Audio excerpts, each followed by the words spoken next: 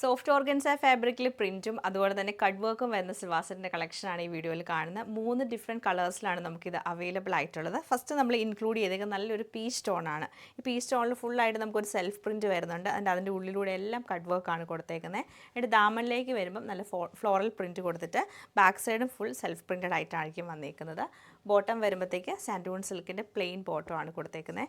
അതുപോലെ ദുപ്പട്ട നമുക്ക് self printed ആയിട്ട് വന്നിട്ട് ആ ഫ്ലോറലും കൂടെ മിക്സ് ചെയ്ത് ഫ്ലോറിൽ വരുമ്പോൾ നല്ല രസമാണ് ഈ ദുപ്പട്ട കാണാൻ.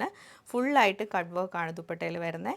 4 സൈഡിലും ക്രോഷ്യോയുടെ ലേസാണ് കൊടുത്തേക്കുന്നത്. പിന്നെ നമുക്ക് നല്ലൊരു ഗ്രേ കളറിൽ വരുന്നുണ്ട്. ഗ്രേയിൽ വന്നിട്ട് കട്ട് വർക്കും ഫ്ലോറൽ പ്രിൻറ്റുമാണ് വന്നേക്കുന്നത്. പിന്നെ വരുന്ന ഒരു യെല്ലോയിഷ് ഗ്രീൻ കളറാണ്. അത് ലൈറ്റ് ടോണിലാണ് വരുന്നത്. യെല്ലോയും ഗ്രീനോട് മിക്സ് ചെയ്ത് വന്ന ടോൺ വന്നിട്ട് അതിലും ഫുള്ളായിട്ട് കട്ട് വർക്ക് വരുന്നത്. അപ്പോൾ ഇതിൻ്റെ കളക്ഷൻ നമുക്കൊന്ന് കണ്ടു നോക്കാം. നല്ല രസമായിട്ടാണ് ഈ ഒരു സൽവാർ സെറ്റ് വന്നേക്കുന്നത്. നല്ല കട്ട് വർക്കാണ് ഫുൾ ഐറ്റം വരുന്നത്. ദുപ്പട്ടയിലാണ് നമുക്ക് കട്ട് വർക്കും ക്രോഷ്യോ ലേസും ഉണ്ട്. ടോപ്പിൻ്റെ എൻഡിലാണ് നമുക്ക് ദാമനിൽ ഫ്ലോറൽ പ്രിൻറ്റും അതുപോലെ ദുപ്പട്ടയുടെ എൻഡിലും ഫ്ലോറൽ പ്രിൻറ്റ് വരുന്ന ബോട്ടം സാൻഡൂൺ സിൽക്കിലാണ് വന്നേക്കുന്നത്. ഇങ്ങനെയാണ് നമ്മുടെ സെക്കൻഡ് പാറ്റേൺ വന്നേക്കുന്നത്. നല്ലൊരു യെല്ലോയിഷ് ഗ്രീൻ കളർ ലൈറ്റർ ടോണിൽ വന്നിട്ട് ഫ്ലോറൽ പ്രിൻറ്റും കട്ട് വർക്കുമാണ് ഇതിലും ചെയ്തേക്കുന്നത്.